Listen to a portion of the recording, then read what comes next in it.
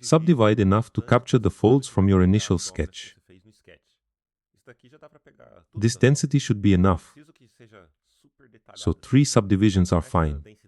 It doesn't need to be super detailed. Remember this number and start with a one-sided mesh. Then remove the larger subdivision using dynamic thickness and negative offset. In the segment settings, set it to 4, as we used 3 subdivisions before. Remember, segments are the spaces between lines, so 4 spaces mean 3 segments. Then apply and reconstruct the subdivision. Subdivision level 1 will always be clean, with no cuts on the border. Compare the number of lines on this border in your work.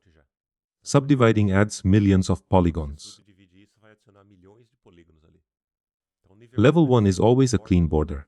As we add subdivisions, it reflects on other levels.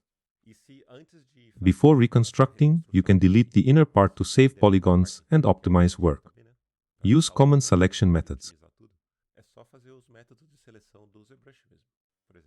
Select the inner part and reduce it a few times, then delete with delete hidden. The reconstruction will work the same way. Notice the difference again. I noticed you made this border very thin. Since we'll manipulate it and stack parts on top of each other, a small piece can cause problems. It's too close and might flip sometimes. To prevent it from flipping out and showing, leave more space in this area. Don't economize too much. It's better to exaggerate a bit to ensure there's enough space.